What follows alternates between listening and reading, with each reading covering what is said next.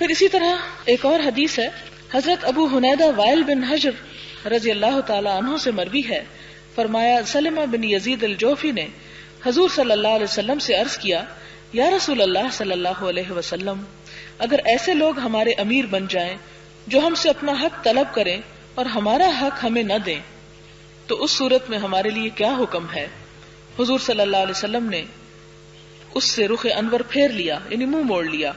انہوں نے پھر عرض کیا تو آپ نے فرمایا سنو اور اطاعت کرو، کیونکہ ان کی ذمہ داری ان پر ہے اور تمہاری ذمہ داری تم پر۔ یعنی حکمران کی ذمہ داری کیا ہے کہ وہ رعایا کا خیال رکھے، وہ اس کے بارے میں پوچھا جائے گا، اور تمہارے اوپر ذمہ داری یہ ہے کہ تم اپنے حکمران کی بات مانو، تم سے تمہاری اس ذمہ داری کے بارے میں پوچھا جائے گا، اور اس بحث میں مت پڑو کہ وہ تمہارے لیے کیا کر رہے ہیں اور تم ان کے لیے کیا کر رہے ہو۔ حضرت عبداللہ بن مسعود رضی اللہ تعالی عنہ سے مروی ہے، فرماتے ہیں کہ حضور صلی اللہ علیہ وسلم نے فرمایا میرے بعد ایسی ترجیحات اور ایسے امور پیش آئیں گے جن کو تم ناپسند کرو گے۔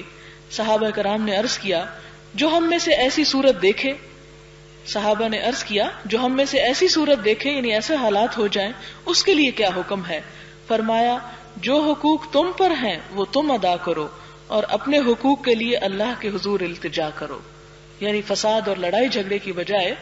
اللہ تعالیٰ سے رجوع کرو اپنے حق مانگنے کے لیے، لیکن جو تمہاری ذمہ داری ہے وہ ادا کرتے چلے جاؤ، کیونکہ ہر شخص جب اپنی ذمہ داری چھوڑ دے گا تو اس کے نتیجے میں سب ڈوبیں گے۔ اس لیے ہر شخص یہ دیکھے کہ اس کا کیا فرض بنتا ہے، وہ کیا کرنے کے قابل ہے، وہ کیا کر سکتا ہے، اور اپنے حصے کا ایک چراغ جلا دے تو معاشرے کے اندر سے خود بخود اندھیرا ختم ہو جائے گا۔